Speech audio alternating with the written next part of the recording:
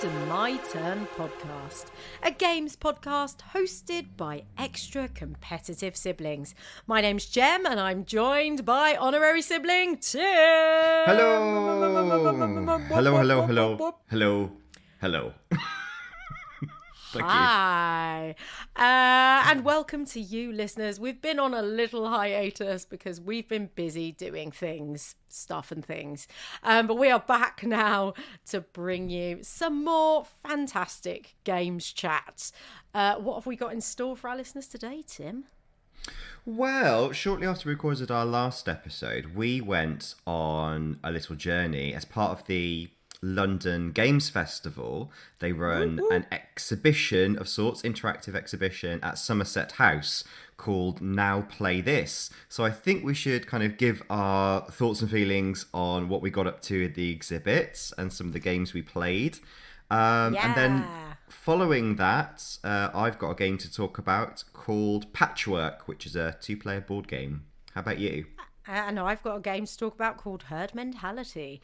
And I think that these games can also sort of loosely relate to some of the themes explored by the Now Play This exhibition. But we'll get into that. I think so. Yeah. So the general theme this year for Now Play This was the intersection of games and democracy.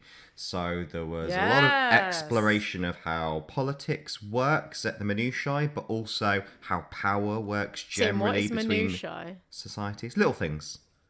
In little things. So the little details of politics, but also the big ideas about power in society. Right. Power and society. I thought if I kind of try and give a little overview of all the things that we played and then we could chat about them. How about that? Yeah, do that. My memory is not as good as Tim's. He's very good at this stuff. But it was what I remember before you round up what we actually did is that it was a lovely little field trip for My Turn Podcast and I did have fun. So let's hear what that day involved. It was nice to go out and about for gaming where you go and explore around beautiful settings rather than just be sat on your sofa. So I thought the first one I'd remind you of is actually a really simple, quite traditional game called Playing Democracy, which was essentially a game of Pong. Where you control it through your body because it uses a Kinect. So you're on two sides, you run backwards and forwards to move your paddle. But what makes it specific about kind of power balance and democracy is that when you win a point, you get to decide how your opponent then gets treated, whether you want a fair game next time, whether you want to put them at a disadvantage, or whether you want to actually give them an advantage. So that's kind of what it's playing with, is it's essentially saying the winners set the rules, which is actually quite different to a lot of games whereby they try to make it more even by giving the loser an extra advantage. Yeah, like Blue Shell in Mario Kart. Exactly, yeah. Most games want to try and redress the balance, but in this game of Pong, it was very punishing if you lost anything at all at any time. Did you enjoy playing it? Yeah, I absolutely love playing this. And what happens, the way you're punished, is that your Pong-type paddle gets smaller. So you have like less surface area to hit the ball back and defend your corner, as it were. But I absolutely love playing this. It's a really physical game. And one, I really enjoy things that really combine a lot of physicality with actually a bit of skill. So the running up and down on the sort of sensor track was really fun. But what we realised is it had become uncalibrated while other people have been playing it ahead of us. And also in the room, if any spectators stood behind you, because this was a big public exhibition, so people coming in and out of different game rooms, if they stood behind you, that would also add to this sort of like sensor mismatch. So that was quite a funny thing to navigate. And I quite enjoyed that when the room was just me and you, after a while, we kind of helped them figure out what was wrong with it. Yeah. That was quite nice. I felt like I was improving the game by just being there. We were democratically improving the exhibition experience. Yeah, the facilitator was only really just figuring out how it all worked. It reminded me, though, that of the days when we did play games with Connect, that there was Yeah. always a little bit of a challenge in getting it to work properly. I remember actually when it was first being built and tested, I was working for Microsoft, and the testing labs were, let's just say, they were very optimum for experimenting with the Kinect. And then Yes. and because it was built in America, where people have big homes, they really didn't think about the practicalities of putting it, for example, in small British living rooms where you really Yeah. didn't have enough space to use a Kinect of properly. stuff. That Cups said, of tea. I actually quite missed, cups of tea flying everywhere. That said, I actually did. It made me quite nostalgic for those days of even the slightly shonky playing of Kinect, or indeed Wii. I was like, Yeah, I I was really gonna miss say Wii. that just sort of got abandoned a bit. You know, I mean, Yeah. I know Wii has sort of come back with different experiences, but I feel like as a whole, Yeah. Yeah, I feel like we could have done more. Nintendo are the only ones who are still really doing that with any sort of meaningful content. Yeah. And as someone who's got a Switch, like there's a few things recently, like Ring Fit Adventures, for example, that does it really well and is actually way more precise than you think it would be. But yeah, there is a nostalgia about it, and I sort of love when it is a bit janky, but you find ways to sort of cheat the system because it's a bit janky. Yeah, like exactly. when you figure out with Wii bowling, I remember there was just a little trick to doing it that didn't quite require getting all the way down into your full bowling stance. It's really fun. But yeah, it was a really, really fun game. And I think that a very sort of telling experience to have with people that you know, because I think I could predict which people would screw me over when they were doing well and which people would be fair. And to be fair to you, Tim, you were very fair because you were much better than me. I was just struggling to run up and down quick enough because where it was so out of sync with the sensor, we were literally having to run from the front wall of the room to the back, right the way to the back wall, which was much bigger than the track that you were meant to run on. And I've got little legs and I'm like, no.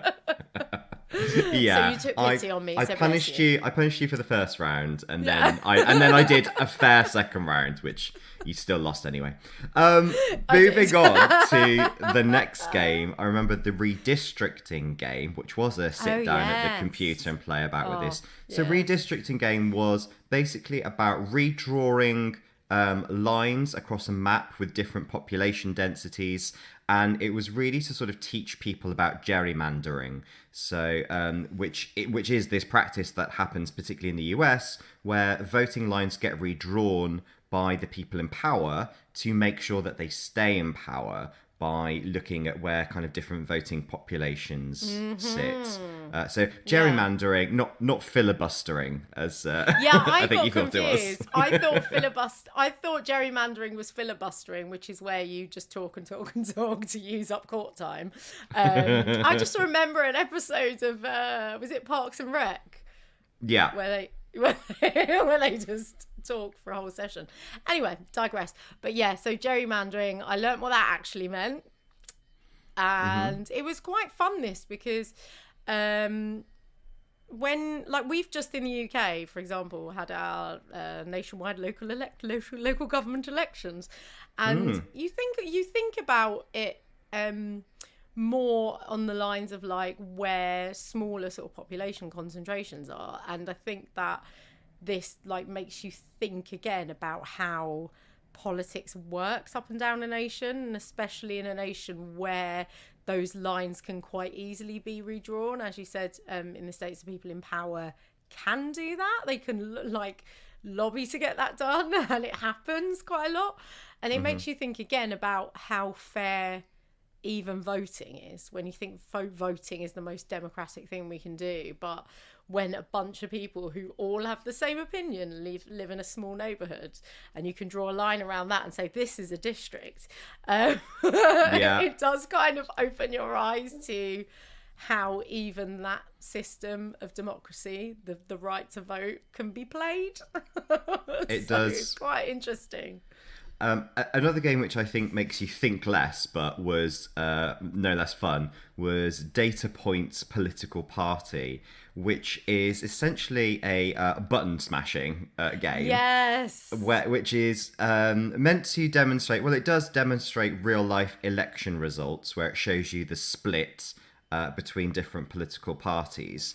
But what it asks you to do is to work as a team to hit coloured buttons and a lot, like quickly, to build up the numbers that represent the election results you're seeing on screen. So the coloured bars are kind of growing and shrinking. The problem with that is you have 6 different coloured buttons in front of you, but they keep changing colours. Yeah. So whereas you begin by going, oh, we need lots of blue, smash the blue, underneath your hand it turns to yellow or something, and then you notice that it's not, the screen isn't quite going the way you think it is. So I'm not sure how much it actually made me think about democracy, but it was a fun button smashing game. It was a fun button smashing game, I agree. But also, it felt like a very loose connection to the theme. But also, my bigger problem with that game was the fact that you're hitting the buttons with your hand and the buttons are below you. So it's like almost like a little tabletop. So while your hand is over it, you cannot see the colour of the button. You have to like physically move your hand out of the way to see. So I feel like that's a bit of a design flaw. I think what would have been better, because there's 4 different buttons, was to have the buttons change, the corresponding button colour change on the screen.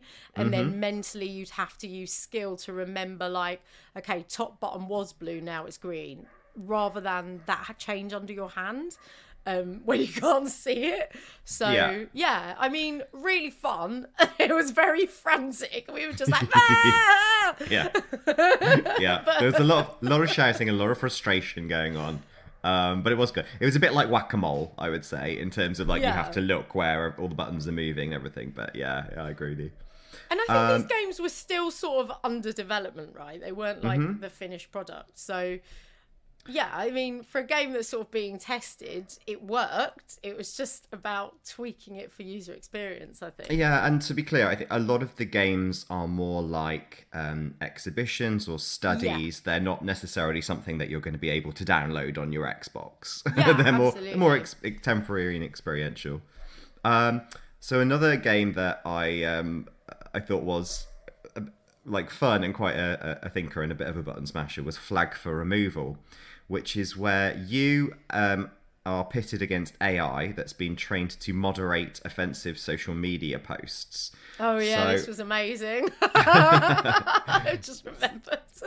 So do you want to describe it if you remember that one? So basically you had to, it was really, really tight on time. Do you remember how long you had? Was it 2 minutes or 1 minute? Oh, no, I think you got more like 10 seconds. Oh, it was, okay, well, I haven't remembered it accurately. Anyway, it just felt like a really tiny amount of time, let's say 10 or 20 seconds. And you had a bunch of social media posts just flash on the screen. So one at a time, but you had to clear as many as you could in the, for example, 10 seconds. So not only did you have to read the post, but then you had to decide if it was offensive or not.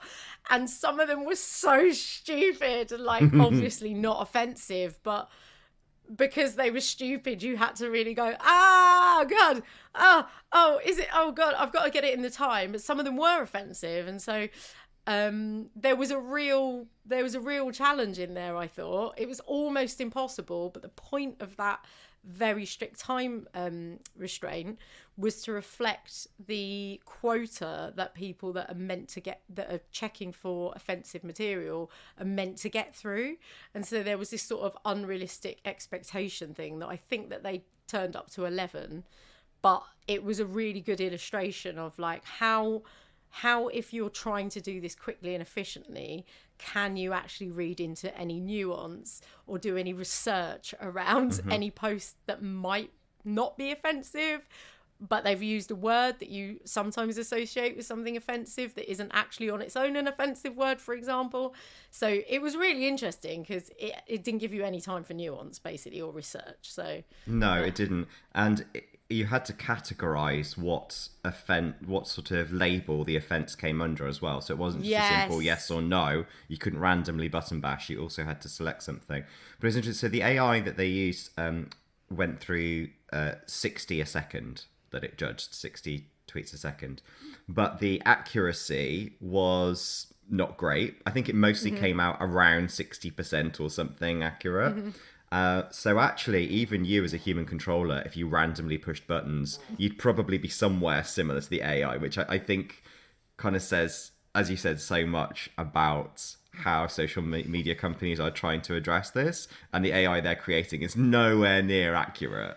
But like they don't want to pay people or slow down publishing rates either, so we're sort of stuck with it. Yeah, and I thought that game was very successful in making that point whilst also being really fun. And you did want to do as well as you could, even though the whole point of the game is you're failing. Yeah. You have to sort of fail, because that's sort of the point of these ridiculous demands. Yeah, that was really fun.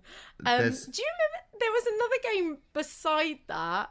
I don't know if you remember what it was called, where you were doing a kind of fake sort of interview type thing. Yeah, I don't have the name of it, but you were essentially taking like a Myers-Briggs test, a personality test. That's it, yeah. And it would ask you to respond your sentiment to different statements. And it was also under the guise of applying for a job. It was really fun. I enjoyed it a lot because in my job, actually, I'm very critical of things like personality tests and how they're applied with biases. And this like took it to a really funny sort of dystopian sci-fi level. I very much enjoyed answering those questions. Do you remember any of the questions or the vague ballpark of them? I just remember laughing so hard at some of them. They were so stupid.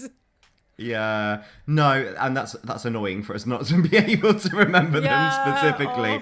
But a lot of them were kind of things that you might expect to find, for example, in a psychopath test or kind of like different things about sexual empathy and just things that you would definitely not want to answer if you went into a job interview. Yeah, it was like, would you run over a goat or do a smelly shit and leave it in the bathroom? I don't know. It was like really stupid choices sometimes. But yeah, that was really, really funny. And yeah, as you say, highlighting the stupidity of these personality tests, which are legitimately used, again, especially in the USA, for jobs as a requirement for people to complete, and sometimes also then sort of part of whether people hire you or not, which I think is mad. Or what department you end up in.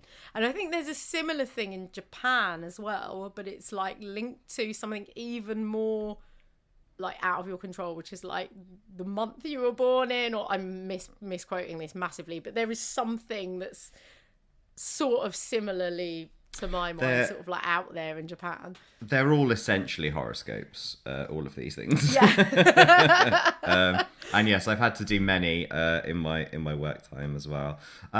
Quick fact for you: various studies have shown that behaviours that one would exhibit are 80% down to the environment that you happen to be in at the time, nothing inherent to do with your personality. So if companies are trying to look for different behaviours, then they have to look at the environment they create first. Lecture over. A very different one. That's right, Tim. That's right. Tim. A very different sort of thing we experienced was chorus effect. And this was that. You sat amid speakers, sort of surrounded by speakers with a microphone and a script in front of you, and you were asked to speak into it.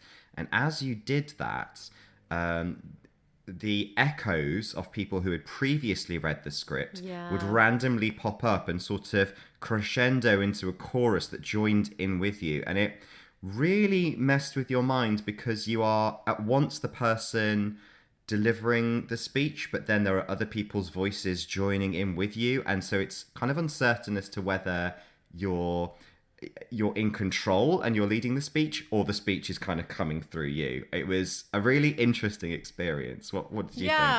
How did it make you feel? I'm really interested, you personally. How did you feel? I actually really enjoyed the experience. I didn't feel freaked out. I saw like a couple of people before us who it made them feel quite comfortable when people joined in. I think when you stop and start with the reading, it feels a bit like you're being heckled or taken over. But I think I mostly went for the continuous approach and just ploughed straight on. And as I did that, more people joined in, and I felt like I was part of a chorus, and I quite enjoyed that. Yeah, I mean, what is interesting, because I actually really loved that. I loved it, and the more people joined in, the more I felt good about myself. Maybe I'm a narcissist. I really like talking into a microphone. Hello, listeners. Which is what you did for the as you were sort of being recorded. It's like a nice microphone. And then as people joined in, I felt really validated, even though I know that's not what it was. But it felt really nice, and I felt like I was like, not quite leading something, but that I was creating an atmosphere that people wanted to be part of. And like, so again, maybe I'm a narcissist, but I felt really like it was a big hug of respect. That's how I felt. Do you remember what it was designed to illustrate or question? So it didn't really say much about it, actually, which is one of the things I liked about it, because I think it was very open to interpretation. But I think one of the things, aside from kind of like, you know, when you speak, is it your own predetermined voice, or is it something else? I think also, because it's recording your voice and it's reusing it in perpetuity, sort of without your permission. I mean, I know you've given permission technically by doing it, but you sort of haven't. It did make me think a little bit about how you continuously leave a trace online with technology. You know, nothing you say or do ever really kind of goes away. It's all there somewhere, potentially being used for data, or, you know, re-emerging at a time when you might not want it to. So if I was going to put a dystopic lens on it, I'd think more about that, but I did personally enjoy it. Yeah, I wondered if it was more about sort of leadership and leaders and followers, and I wondered if it was purposefully playing with your feeling of power. But again, it might just be me. But yeah, because there is a sort of power element when everyone sort of repeats after you. And it reminded me, like, half my family are Roman Catholic, and having gone to many sort of like rites of passage services over the years, especially as a child, that kind of the repetition of certain parts of I don't know what they're called. Prayers, mass, things, mass. That's it. The thing. Obviously, I'm not a practicing Catholic. Yeah, like it reminded me of that a bit, of like a priest sort of talking, and then everyone the congregation sort of repeats certain bits. Yeah. Or a bit like other end of the coin. A bit like Rocky Horror Show, when you go to the live show and everyone's got the bits that they repeat. Yes. Also that. Being part of a crowd. I've got two more examples which both gave us more power of creativity. So the first one I'll start with, again, I don't have a specific name for it, but we were encouraged to create our own sort of utopian societies. And this was really just, you know, a few instructions, and then the rest was pen and paper. And it did it through sort of imagining like a tube map, where you had different areas and functions of society, like science and art and transport, and you were asked to connect the dots between them and then think about what those intersections could mean. And for each subject, you put down something that you would like in your utopian society. So, for example, in food and drink, I said everyone likes to drink, and also there's loads of vegan food. And so when I drew on my map of joining dot to dots, I was thinking, okay, so how does that idea intersect with art? And what I wrote on it was that all beer bottle labels are created by new artists. So that's kind of how it went about creating different ideas. And in addition to that, you could look at all the maps and ideas that people before you had drawn up. And there were some terrible ideas, and there were some great ideas. And aside from kind of just enjoying that little bit of creative writing moment, I think for me that the thing that popped up is how impossible it would really be if we tried to create utopia by democracy. Yeah, absolutely. There was some really cute ones left over by other people, and I think children in particular had some really sweet ones. Like there was like the yum yum line and stuff like that, where it was like free snacks for everyone, and I'm like, yay. But yeah, that was really sweet, and I liked that we were asked to sort of continue a map that had been started by someone else, and I quite like that sort of mental challenge. But yeah, you're right, Utopia is a non-existent thing, that this unmovable point that you can't ever put your finger on because everyone wants different things. But it was a really nice exercise, and because it was so visual, like drawing the coloured line and giving your line a name, the art line or the cocktail line. I think someone had. Oh yes, the cocktail line, absolutely. I'm getting on that one. The cocktail main line, it's straight in. Yeah. That was really sweet. You have identified that what the original point of Utopia was when it was created as a term. It actually doesn't mean paradise or perfect society. Utopia means no place. So when Thomas More wrote Utopia, he was really just sort of throwing ideas around and postulating on what this country could be if it was created from scratch. I think when you read it, you don't kind of think, oh, that's all really a good idea. Like now people think of utopia meaning a really positive outcome, but it's more a thought experiment in what could be. And in that way, I think it did reflect it. So in that sense, it started as a game and then we played a game version of it. Yeah. Yeah. The best thought experiments kind of are games for your mind. Yeah, absolutely. And finally, there was another experience we went to, which was primarily supposed to, I will say, be about these robots, these little moving robots that you put your phone into, and you turn on your camera, and it has a connecting app that could go to like a computer screen, and you can control the movement of the robot through connecting to the app on your phone, and then also see where it's going with the camera. And so the guy was demonstrating kind of how this worked by moving across created terrain. Do you want to say what we actually did with that game, that experience? So the terrain, as you said, was created by people that had come into the exhibition, and it was all made out of cardboard. And let's say some of it was well designed and some of it was sort of flaky and falling to bits. But it was all made out of paper and cardboard, basically. And you had to just maneuver your little camera bot around, up and down ramps, through little props and things that had been put there. There were occasions where you'd sort of look in a sort of piece of mirrored paper, or like pass through a kind of flappy door thing.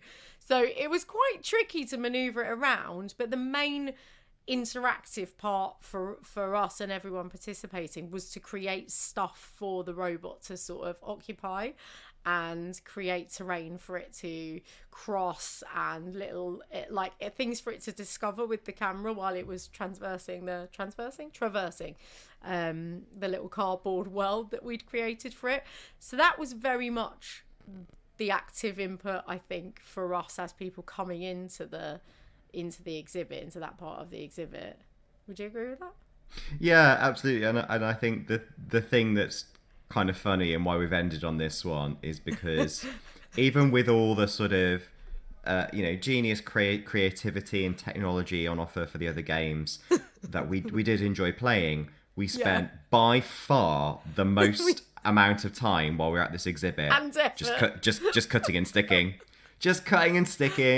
bits of paper and cardboard. Joyful. We made trees, we made birds and monkeys and bridges, and we just, after all the sort of chin scratching of yes, democracy, technology, we just went, okay, can we get some scissors and glue and cut things now? Can we get a glue gun?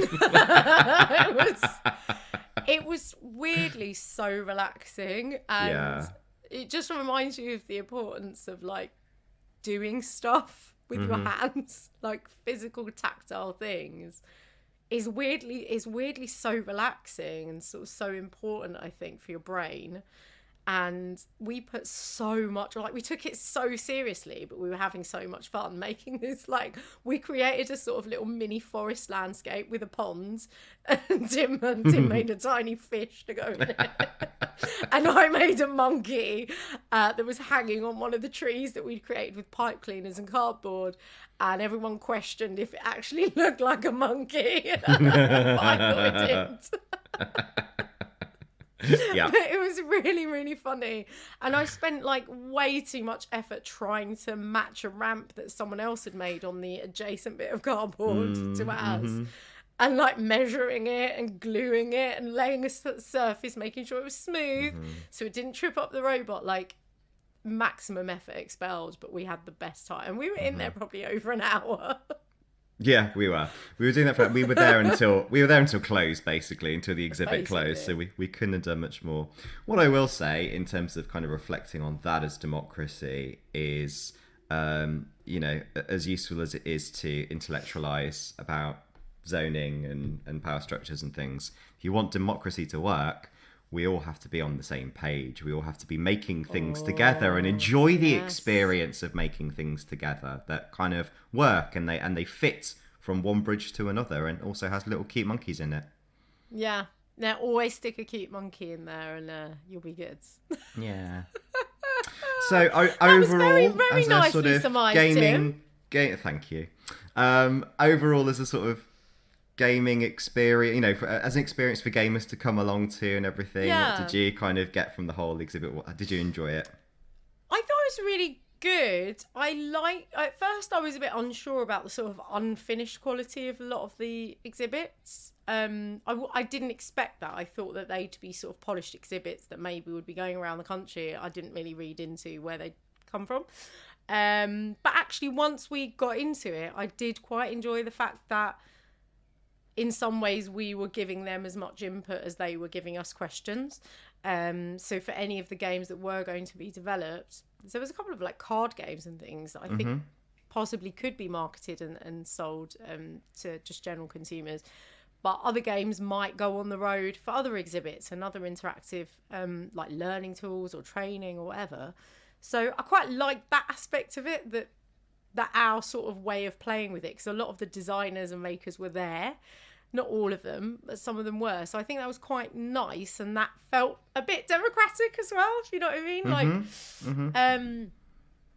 But yeah, I mean, the other thing I'd say is we went at the perfect time of day, because it's a family-friendly exhibit. So there were some children there when we were there.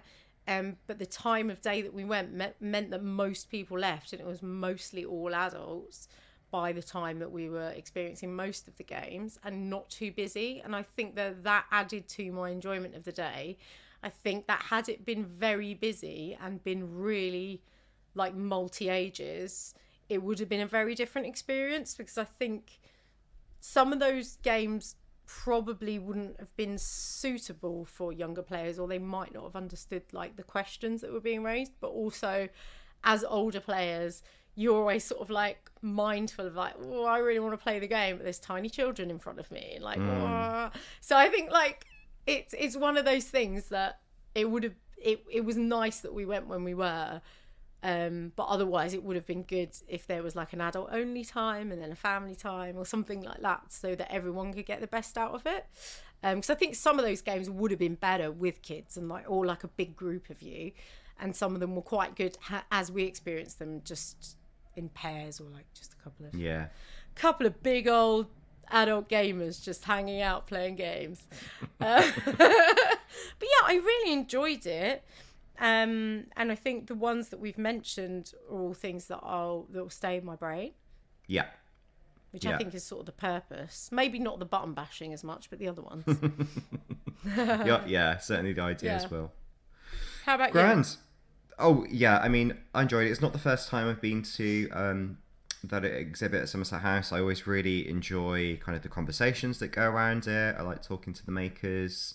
I do feel that possibly there's an option for it to be a little bit more curated in terms of being more like a tour or booking time slots. I like to think of it might work better as more like a festival where you had things in hour chunks and you decide which one, or like going to a conference where there's different talks. That's what I'm thinking of. And you go, Yeah. oh, I can choose 5 things. I will go into this room, then this room, then this room, then this room. Because there were a couple of times where we walked in and a group of people had just finished a game and we didn't really get to experience it or hear what that was about or join in. So I think if there could have been a bit more flexibility in you can book into a group session for some specific games, but also if you want to go off on your own, that's okay. Because I feel like we maybe missed out on some of the group dynamic experiences, and it was about democracy after all. Yeah, I agree with that, because there was a couple of card-based games and tabletop games that we just couldn't play because it was just 2 of us.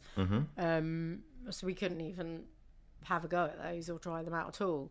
So I agree with that. Yeah, but really good and really lovely to see games doing something so active in society. I just hope enough people go to it. I mean, I don't know how well attended it was overall, but it's the kind of thing that I think is really great to attend for everyone, really. Yeah. Hopefully it goes on tour. Around the country. That's the kind of thing that would work really well in towns for a couple of days or so. Yeah, Shall we do a couple of little reviews about our own board games that we've been playing? Not our own board games, we didn't create them, but I mean board games that Oh we've my God, Tim, why didn't you create a board game this week? I know, sorry. What's wrong with you? I've really been slacking. We played outside of the exhibition. Yes, let's do that. So this is usually what we do in an episode, if you're listening for the first time, is we talk about some games that we played recently and give you our thoughts and give them a review. So, Tim, what is the game that you've been playing again? So, I played a 2-player board game called Patchwork, which was actually released in 2014. So this is not a new thing I'm going to review, but I did only play it for the first time recently. It's designed by Uwe Rosenberg, who's a German guy who has actually designed quite a few games, perhaps most famously Agricola. He seems to release at least one every year. He's very prolific. Good for him. So shall I describe it in a nutshell? Yes, in a nutshell, please. And if you could pick the correct kind of nut for me, that'd be great. So because it's patchwork, so it's pieces, I've gone for pistachio. Very good, Tim. Thank you. So, in the pistachio nutshell, the objective in this board game is to fill your own personal patchwork grid as best you can by collecting and slotting together fabric fragments of different shapes and sizes, like you would in Tetris, before the time that you have to play the game runs out. And you score points according to however many buttons you happen to have when it's all over. But points are lost for any squares on your own player grid that remain naked, that are unpatched. So, get buttons and cover squares. Those are essentially the 2 aims of the game that will either give or take away points. Those are the 2 main objectives. Ooh, very nice. So did you have any expectations going into this game and you heard anything about it? Absolutely nothing. I was at a friend's. We'd had a few bevs. I said, let's play a game. And this was laid out before me, before I even really had a chance to read the box. So all I knew is it was called Patchwork and it would probably be themed on sewing, but I didn't want to do any sewing because I'd had a couple of bevs and I wasn't quite sure I could thread that needle. Yeah, you wanted to avoid stitching your hands or something. Yeah. Real. So how was the gameplay for you then when you got into it? Okay, so I'm going to describe how to play it because there's a few elements at play here. So first of all, you lay out all the patches, as I said, imagine kind of Tetris blocks at random. And they made out of plastic or paper? It's all cardboard. Okay, yeah. Yeah, it's all cardboard. So they're laid out at random in a circle, and then you place a marker on one of them, and it moves clockwise. Each player then takes 5 buttons, and the buttons are kind of like, they're the currency as well as the points in the game. And then someone's chosen to start. On your turn, you either purchase one of the 3 patches that are standing clockwise from the counter you've put on them. So the first, second, or third. To purchase a patch, you have to look at the cost in buttons that's shown on the patch. and then you can move the counter to it and take the patch from the circle and put it on your own grid, which is a 9x9 kind of square grid game board. Then you advance time and take your token from the central board, which is like a spiral that goes into the middle, and you move your counter along the spiral by the number of spaces written on the patch that you just took. So the patch has a cost. You may get buttons from owning the patch as well, even though you've just paid buttons for it. And also, there'll be something that tells you how many spaces you have to move forward.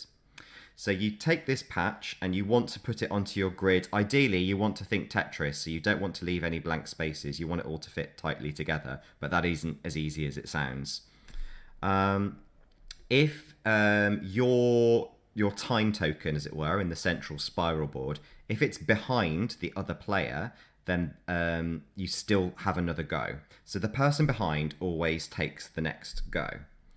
Otherwise, play switches over. You don't have to purchase a patch. You can choose to pass, and then to do that, you move your time token to the space immediately in front of your opponent, and you take one button for each space that you moved. So if you don't have enough buttons to buy your patch, instead you pass, you move, you collect more buttons, but your token kind of moves closer and closer towards the center of that spiral, which means it's the end of the game. This sounds kind of complicated. It but maybe sounds more I'm not complicated. It sounds more complicated than it is. So this is the thing. It's there are many sort of different elements that contribute to the strategy of playing this game, but each element is actually very simple. It sounds complicated when you try to think of them all at once. And that is really the strategy of the game, is trying to decide, am I concentrating on filling my grid so there's no spaces? Am I concentrating on collecting buttons?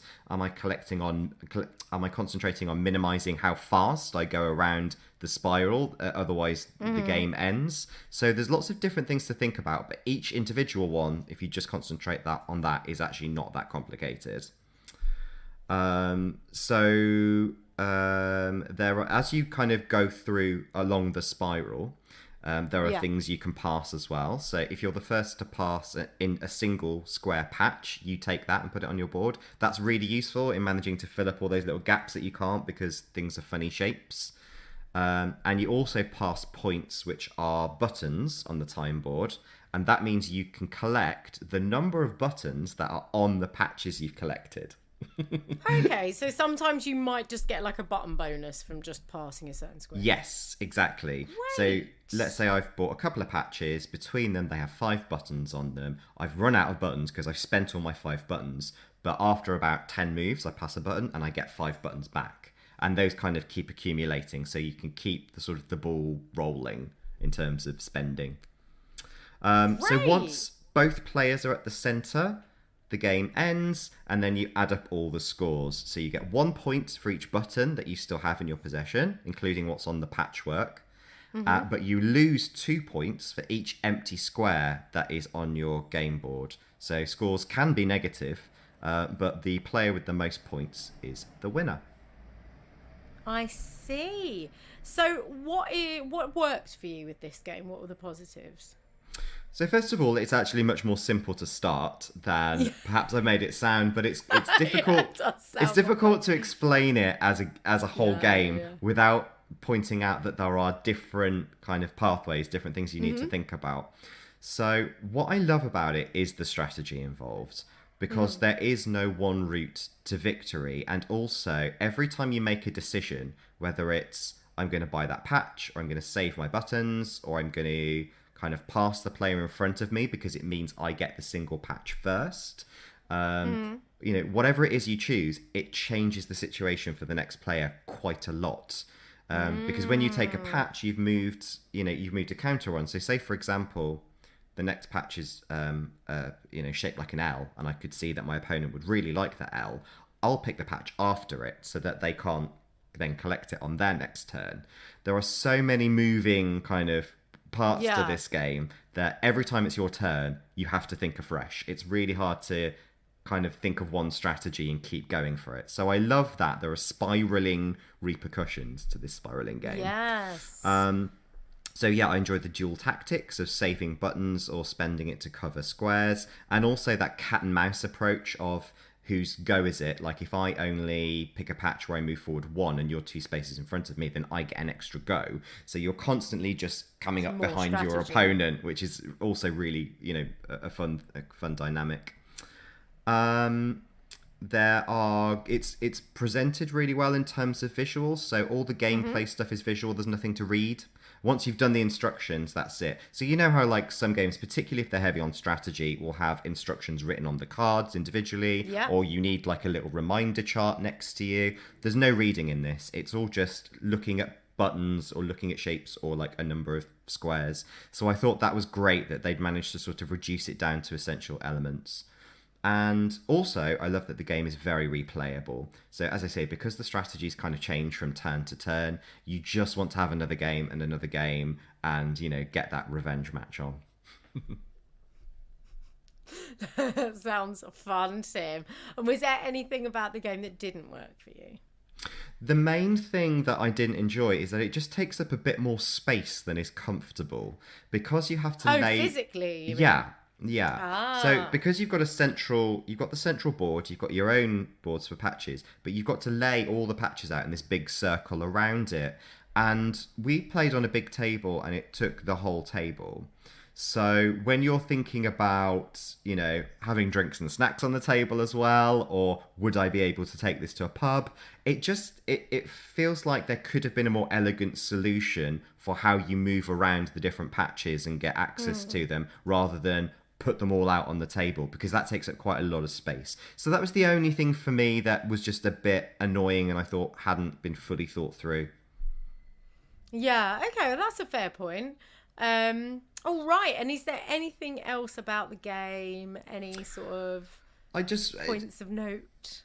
Just kind of to elaborate on that challenge with the dislike, I think it's a really good game for people who want to play it at home, for 2 people.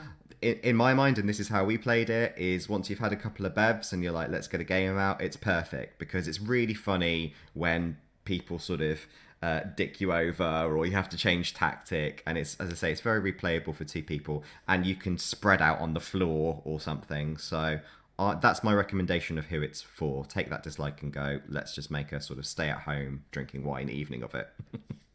Okay, very nice. So I think that brings us to our rating. What would you rate this game out of 10? Really enjoyed it. 9 out of 10. Very high. Okay. Oh, I might have to check it out then. Do you think I'd like it? Yes, absolutely. Yeah, it's it's that sort of 2-player tactics strategy thing. Despite him saying, you score points, that's all done at the end. So if you want to delegate it, you can. Love it. Love it. Wonderful. All right. Well, thanks. And another game for me to add to my ever-growing list of games. Ever-growing list. It just never ends. So what are you going to talk to me about? I'm going to talk to you about a lovely party game called Herd Mentality. Yeah. Do you want a nutshell? I do want a nutshell, and I want your nut. So I'm giving you a milk nut or a nut milk because this game is very cow themed. So and there is actually a nut milk making device called Almond Cow, which is like a little kind of processing machine. That sounds like the future. It sounds like the future. So this game is called Herd Mentality. It's by Big Potato Games. I think it came out in 2020. It's a very recent game. For some reason, I can't see the date on it. But in a nutshell, don't have a cow, man. This is the blurb. I'm going to read it. I'm cheating, but I like the blurb. Don't have a cow, man. In Herd Mentality, if your answer is the odd one out, you'll be saddled with the pink cow, and you don't want to do that. So essentially, this is a game where you as a group need to individually write down the answer to a prompt that you think everyone else will put. So it's about thinking about the most basic answer and response to every prompt. So, for example, a prompt might be name a food with a hole in it. Right? So let's do this now, Tim. Let's do this live. Okay. So take a couple of seconds to think, right, what are we going to say? And we've got to say the same thing. Yep. Got one? Yep. Okay, let's do a 3, 2, 1 and then say it. Okay. 3, 2, 2, 1. Donuts. Donut. Yeah! Okay, we won. So every time that happens in the game, and it literally is that easy, so you write it on a piece of paper so you can't make it up as other people are revealing their answer. So if you and I did that and we both got the same answer, so more than one person has an answer that's the same, you get a cow token. And every time you get an answer right, you get a cow token. And I believe it's first to 10 that wins. I can't actually remember what, but it's first to a certain number. And as it's a party game, you can slightly modify the rules if you want to. You can play this with probably as many people as you want. It gives you a certain amount of pads to write answers on, but obviously it's just a bit of paper. So you can do that with just any old notepaper. But that is basically the game. You get to a certain total and the first one who gets there wins the game.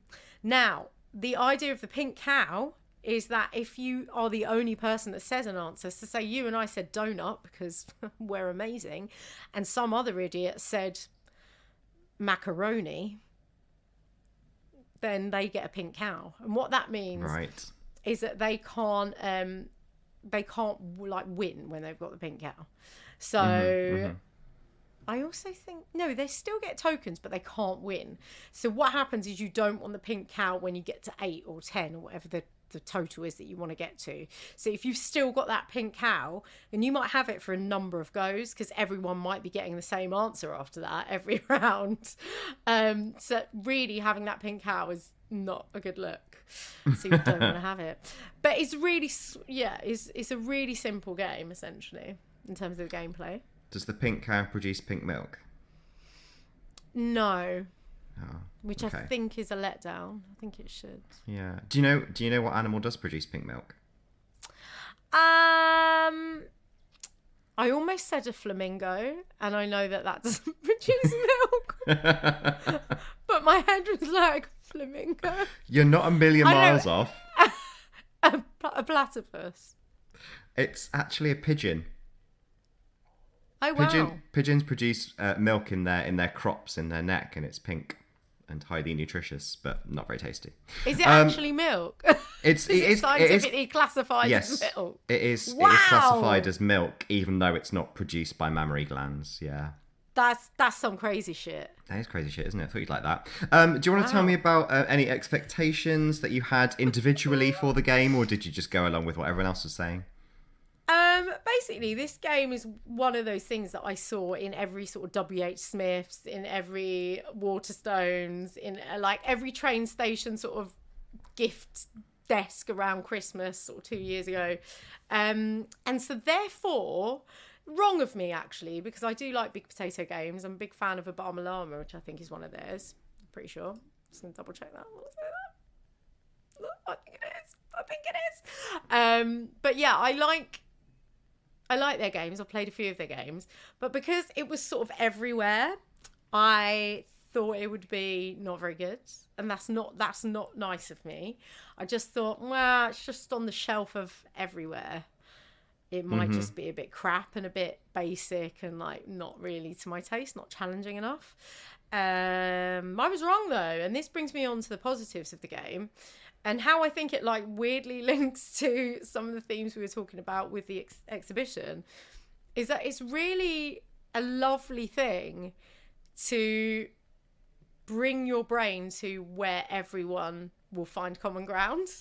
So if you think like if someone says the best component of a roast dinner and you think, right, well, I love a Yorkshire pudding, but what is the thing that everyone's going to gravitate towards? And it makes you really consider, like, what is that grounding element, like what is that one ingredient, what is that one detail that everyone thinks about when they think about this prompt. And I really love that as a brain exercise.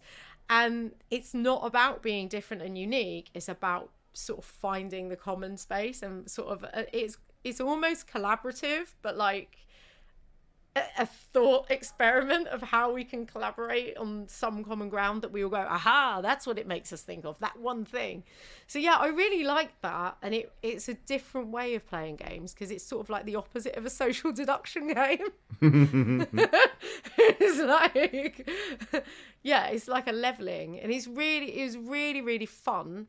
And also what I think is really great about it, it's super compact. As I said, the bits that are there, you don't even need them. So if you lose, like the little counters, they're made out of cardboard. There's a little pen, like a little cow pen, made out of cardboard as well, that you build at the beginning. And the little pink cow is essentially like a stress ball. That's the sort of fabric it's made of. The product, I can't think of the words, Tim. The material, the material it's made of. Oh my god, fabric. It's because you were talking about sewing. Yeah, patching things. But yeah, essentially, the idea of the game you could transport to other things. So you could just play that game yourself with some just bits that you find. Anything could be the pink cow, but it's just a really sweet packaged idea. And I think that it's a great game to play when you've had a few drinks, because it's not particularly mentally taxing, but you still kind of have enough challenge to sort of find that baseline idea that everyone's going to think of. Yeah. But it's also a great game for families, because everyone, like, the prompts are very accessible and very open. There's no right or wrong answer. It's just about what it means to you. So if your family, if you all know that everyone's favourite component of a roast dinner is gravy, then you all know that. So it gives you something to smile about while you're playing as well, because you know that you all are going to say that, even though other people might not say that. So it's just really, really fun. And I'm smiling while I'm talking about it, because I had very low expectations and it really, really made me very happy. Also, a massive nod to, as I said, the design's really cute and it's very portable, but the box is patterned like a cow with like furry, it's like a Frisian cow with little furry black patches on it, which is really cute. Aww. It's very tactile. It's very nice. I'm glad they just went for the fur rather than the udders. Well, there's a pink blob. Oh, okay. But it's not got udder illustration on it, but there's a pink blob that's there on the box that sort of denotes udder area. But yeah, it's a really sort of sweetly designed game with a very simple idea underneath it, but it works. Very nice. Is there anything about it that didn't work so well?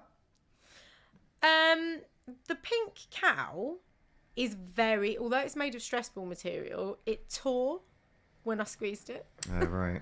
That's all. You don't want. You just don't want any tearing, do you, in that area when you're giving it a squeeze? No one wants that. It's just the kind of. It's like, it felt like a stress ball, so obviously I wanted to squeeze it because it's quite tactile and quite squashy and sweet. It's very cute as well. Aww. So I just squeezed it lightly with one hand. I mean, I wasn't like jumping up and down on it or anything. And like the leg tore, and I was like, oh. I'm still troubled for your husband despite your protestations, but okay. I'm really sorry. But yeah, like, I guess, yeah, that just little one element of quality just wasn't there. But as I said, anything could be the pink cow. Like a family toy could be the pink cow. It doesn't really matter. It's just a symbol. Yeah. I would make a person be the pink cow. I would absolutely. And they just sit on you when you've got the odd one out answer. I would fashion something out of rubber gloves, and they would be the pink cow. Sew some pink rubber gloves on some panties. And is there anything else you wanna tell? I mean, that sounds like a better idea to me. Is there anything else you want to tell us about the game and who's it for? Yeah, what I'd say is I played it with my family, but one of my brothers and his girlfriend didn't want to play it because they thought it was boring. Like, without playing it, they thought it was boring. So I played it with Erin and Beth. And Erin, obviously, normally on the podcast. And then other brother Bill and Jen were the ones who were like, no, there's no challenge involved. And I think they really missed out. So what I would say to people, and this is partly a recommendation, and again, don't do what I did and misjudge the game because it looks so simple.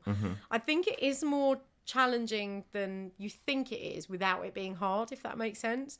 There is definitely a lot of thinking that you need to do to get to that, to distill down the one idea that everyone's going to settle on.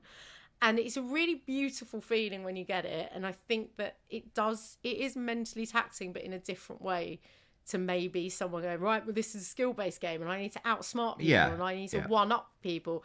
It's about finding that commonality, which is just a very different experience to how a lot of games are pitched. And so I would say, like, heed my warning. This is challenging, but it's a different kind of challenging. And as someone who loves puzzles and challenging games and skill-based stuff and outsmarting people and double-crossing people, I loved this still because it was different and because it was so accessible and so fun. And we played multiple rounds of it. That's the other thing I'd say.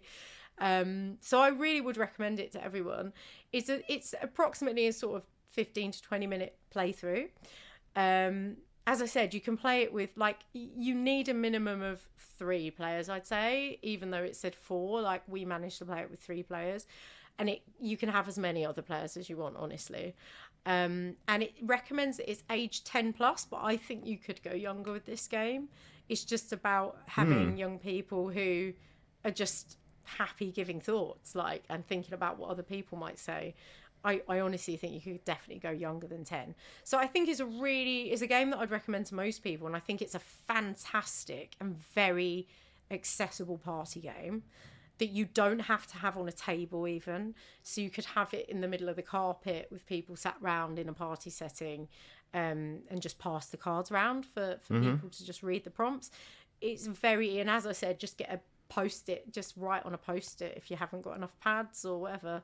Yeah, I just think it's great. It would be a great one to take on holiday as well. Like, the box is quite big, but the bits inside the box are quite small, so you can just stick them in a small bag. Make your own travel version. Yeah, like it'd be a great holiday game, I think. Does that bring us to a score? Yeah, I'm gonna give this an 8 out of 10. Yeah, I really, really enjoyed it, and like.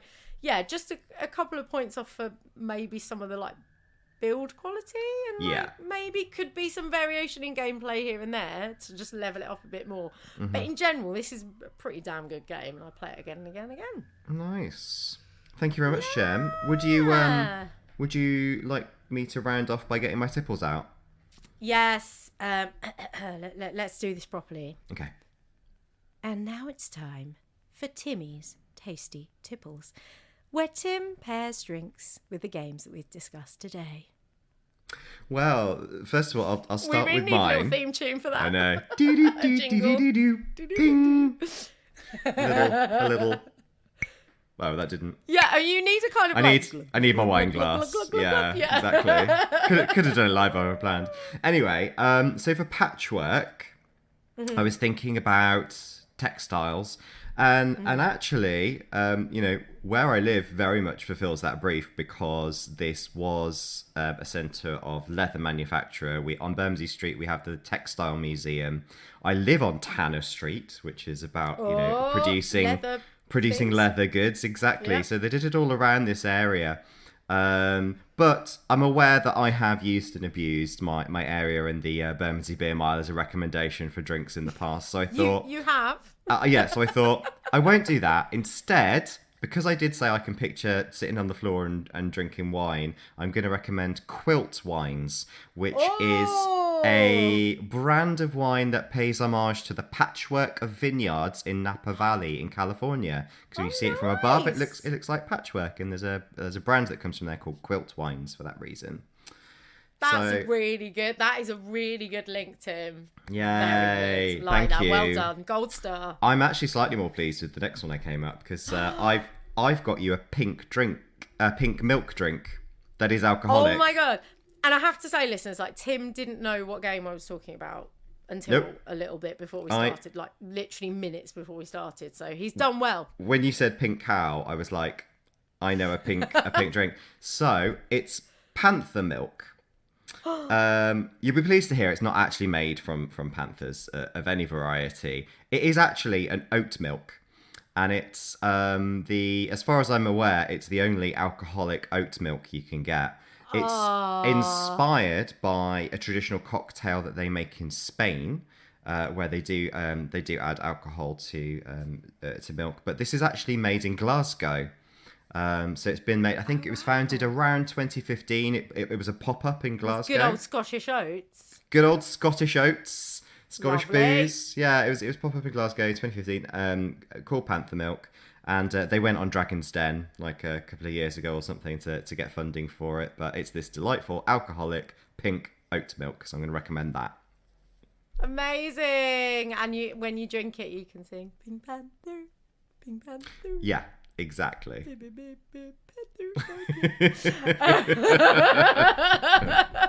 Oh, I just kicked my mic. I'm sorry. You got overexcited by cartoons again. I know, it just always happens. Oh, well done, Timmy. Thank you. Well, thank you very much. And thank you, listeners, for joining us on this episode of My Turn podcast, where we delved into democracy, hands-on games, and cows that break when you squeeze them.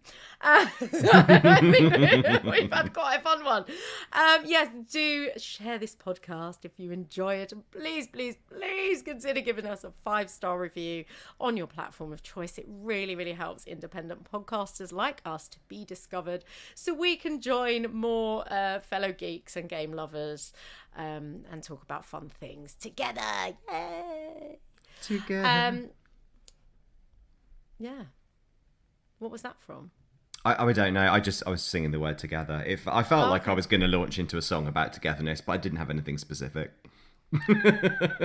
After all that democracy, Tim, you just want to go it alone. Yeah. Brilliant. Well, thank you for joining us, and we'll catch you next time. Bye. Bye. Together forever. That one. Hey.